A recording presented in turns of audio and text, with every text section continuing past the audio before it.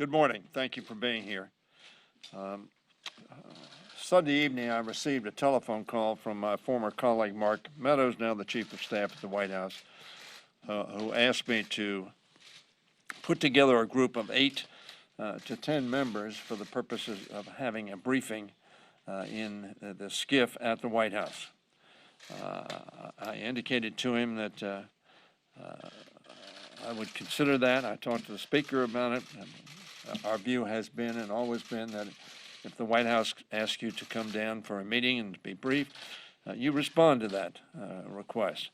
At the same time, I told Mr. Meadows yesterday, and I repeated a couple of times today, that this briefing was not, and I emphasize, was not a substitute for the Speaker and Minority Leader of the Senate's request for a full briefing of our members.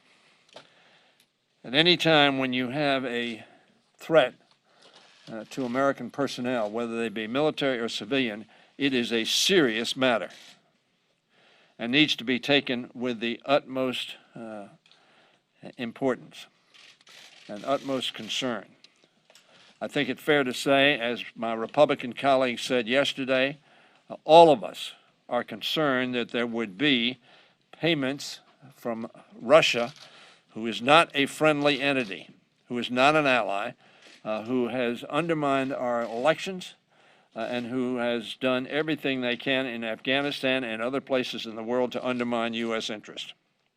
It is therefore very, very troubling when you have information that is given that indicates that there are payments being made to specifically target U.S. personnel, particularly armed services personnel.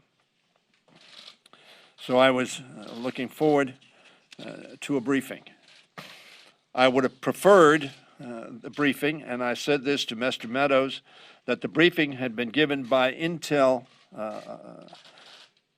personnel, either from CIA and Director Haspel in particular, or NSA, so that we would have the direct evidence and discussion from the intelligence community as to how credible they assess the information.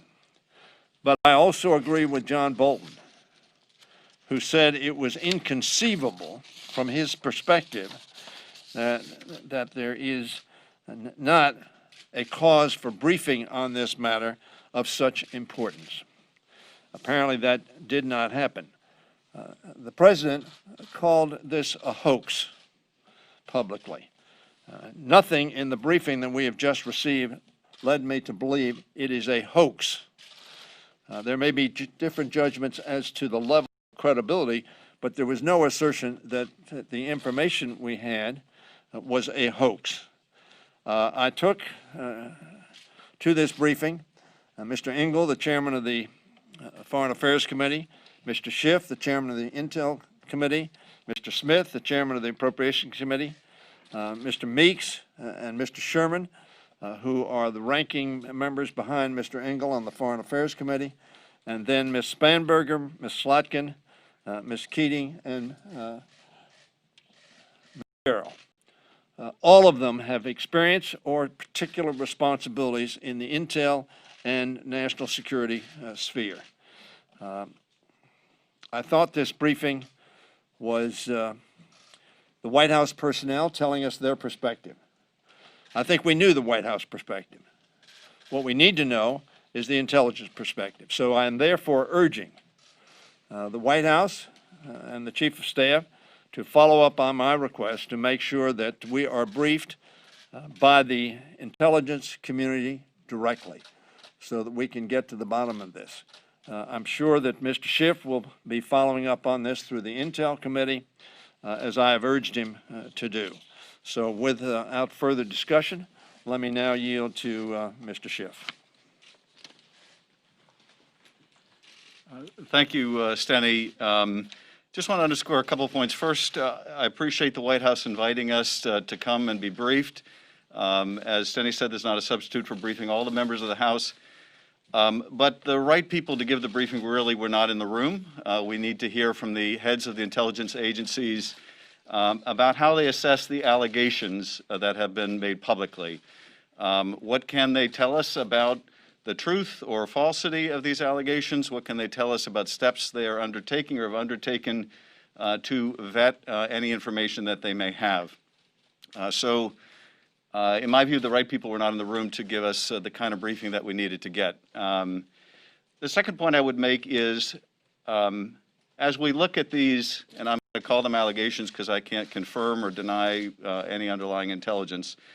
As we look at these allegations, number one, the President of the United States should not be inviting Russia into the G7 or G8. We should be considering what sanctions are appropriate to further deter Russia's malign activities, not further ingratiating Russia into the community of civilized nations. And I find it inexplicable in light of these very public allegations that the President hasn't come before the country and assured the American people that he will get to the bottom of whether Russians are putting a bounty on the heads of American troops, and that he will do everything in his power to make sure that we protect American troops. I do not understand for a moment why the President isn't saying this to the American people right now and is relying on, I don't know, I haven't heard, I haven't been briefed. That's just not excusable. His responsibility as Commander-in-Chief is to protect our troops. And I shared the concern at the White House today that I think many of us have, which is there may be a reluctance to brief the President on things he doesn't want to hear. And that may be more true with respect to Putin and Putin's Russia than with respect to any other subject matter. Many of us do not understand his affinity for that autocratic ruler who means our nation ill.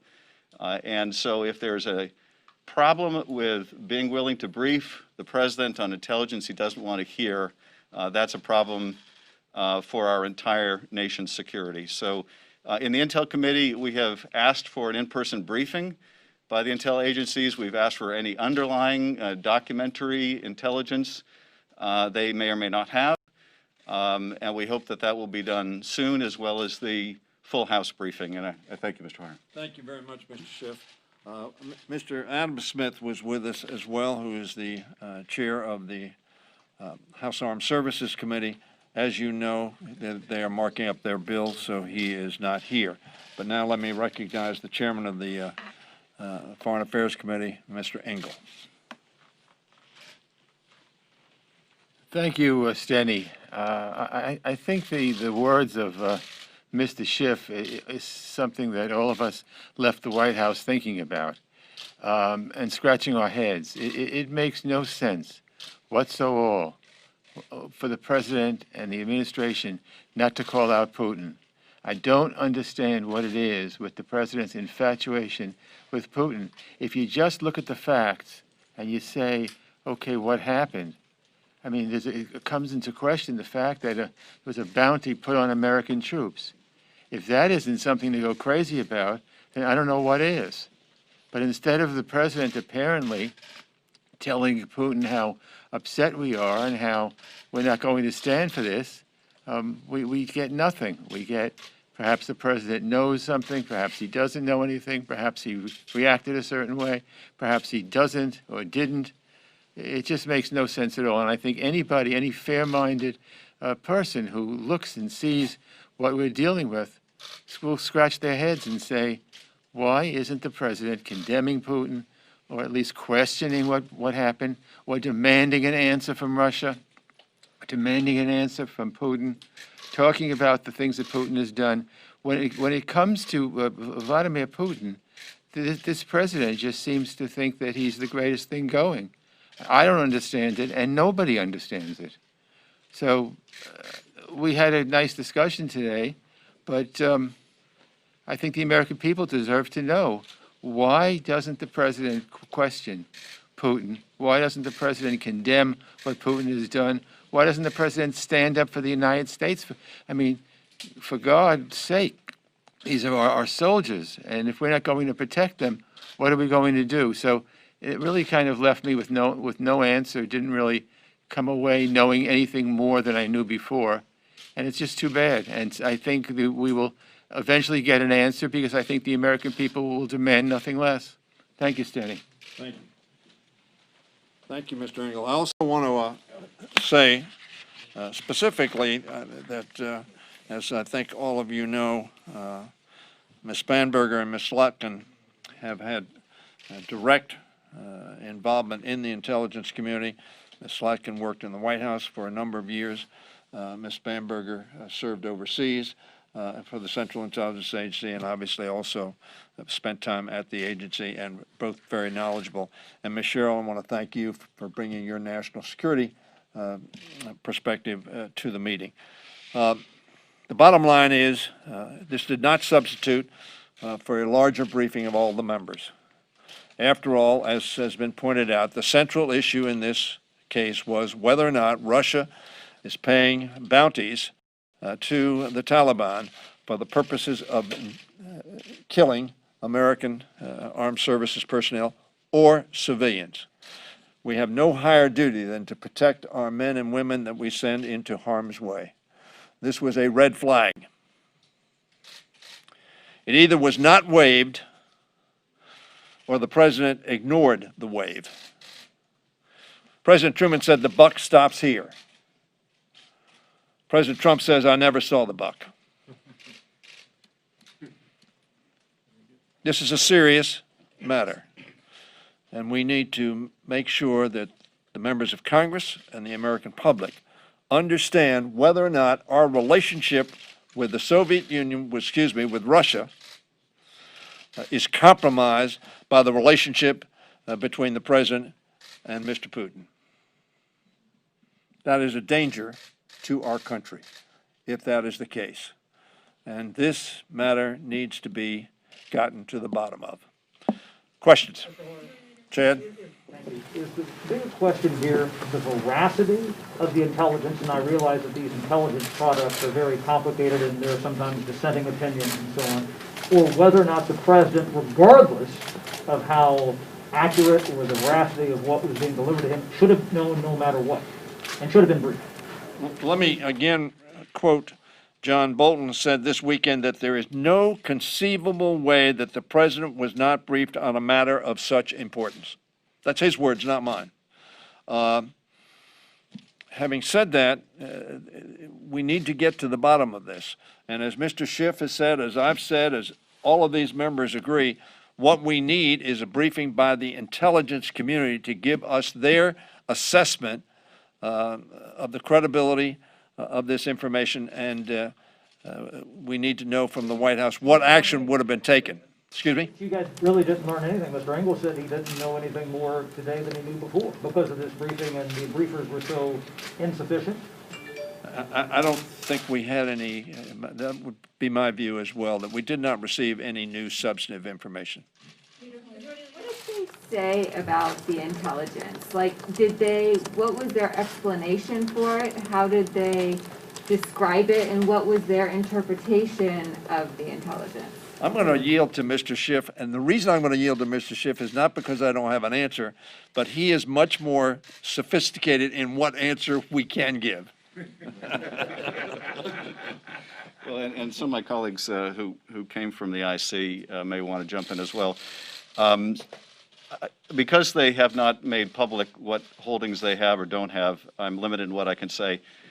What I can say is that there are frequently times where the President of the United States will be briefed along with caveats. This is what the community has to say. This is our assessment. This is the limits of it. We have high confidence in it, or we have low confidence in it, or we have moderate confidence. But you don't deprive the president of information he needs to keep the troops safe because you don't have it signed, sealed, and delivered. And so I would certainly put this in the category that if you're going to be on the phone with Vladimir Putin, this is something you ought to know. Whether it's caveated or not, this is something you ought to know. If you're inviting Russia back into the G8, this is something you ought to know. I've got obviously mixed views on John Bolton, but I would certainly concur with the assessment that if the intelligence community had intel along the lines that is publicly reported, and the president is getting on the phone with Vladimir Putin time after time after time, and is welcoming Putin to the United States and back in the G8, this is information I think would be negligent to keep from him. Thank you. Let me just add, I failed to mention two other members of our delegation who were briefed this morning. Ruben Gallego from Arizona, who's a member of the Armed Services Committee, a Marine who served in Afghanistan and whose men and women were targeted. And Bill Keating, Chairman Keating is the chairman of the European Eurasian Subcommittee of the Foreign Affairs Committee. And I mentioned Mr. Sherman. Always good to go again. Were you given any assurances today that a briefing by intelligence officials would be given to all the members of the House and all the members of the Senate? Did you leave with any of those assurances? And why not, if they have not given those assurances? I mentioned this, as one of my members said, seemed to me every other thing you said was we need to brief the whole caucus. I mentioned at least 3 or 4 times. I was not given that assurance. I don't know that that will happen. And I don't know the answer to your question, why not? It should be.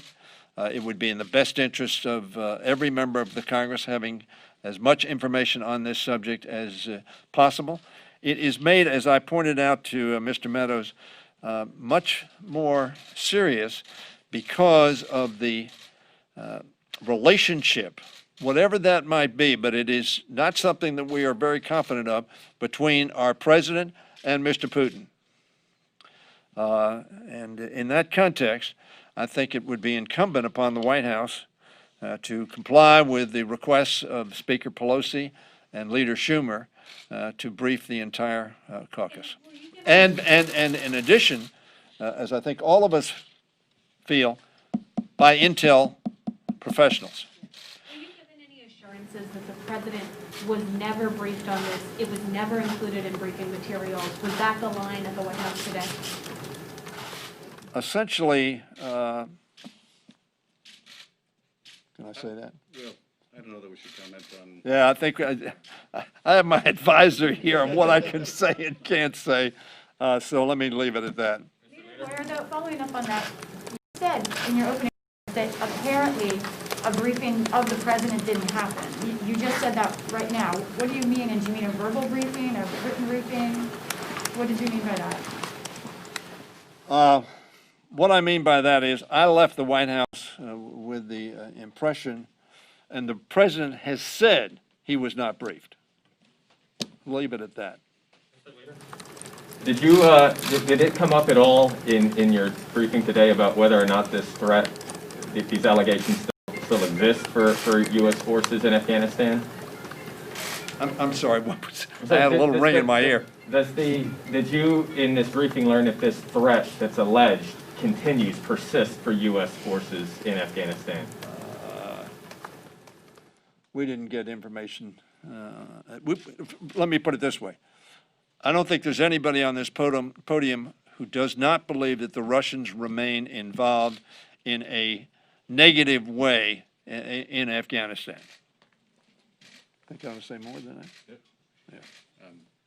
You want to make a comment? The only thing I would add, Mr. Hoyer, is that we certainly underscored the need for the administration to get to the bottom of what threat may be posed to our troops. I think it's fair to say they assured us that that would be the case, but that has to be priority number one. Given what Mr. Schiff said, there is, Mr. Meadows clearly gave the impression that he believed this was a very serious matter if, in fact, there was a threat made to our troops and the Russians facilitated that action. So that there was an assertion of that. I come away from that saying, if that's the case, why was the president not briefed if, in fact, he was not? My question is for Chairman Schiff. As a member of the Gang of Eight, do you feel like you guys, the same things you were talking about, the president needs to know these things, doesn't the Gang of Eight also need to know these things? And did you know any of this without commenting on specifics prior to the New York Times report?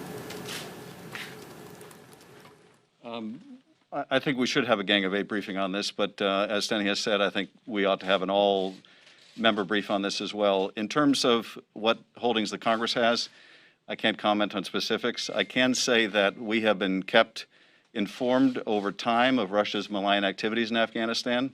Whether we have been kept fully informed or not may be a different question, but we have been kept informed, and that's probably as specific as I can be. Last question. Mr. Hoyer, unless somebody else wants to ask something. Another question, as these cases with coronavirus spike, House is in all session this week. Should the House continue to meet and have members traveling the way they are at this stage? There is certain business that we have to get done, very important for the American people. As you know, we have provided for members who believe that their health is at risk, or their family's health, or those that they come in contact with, health is at risk, to not be here, and they are voting by proxy. We have some 30 members, I think, there, give or take, who are voting by proxy. Other members, we have trying to take every precaution to ensure, including wearing masks. Members are washing hands. If you look at the floor, you see that very rarely are there a large number of members on the floor. I will say that I was very pleased that yesterday we averaged 40 minutes of vote. That was down from an hour and 15 minutes when we started. And the reason for that is because members are, in fact, keeping distance, so that we want to keep members as safe as possible. And if they feel that there is a health risk for them, then there is an alternative way for them to vote.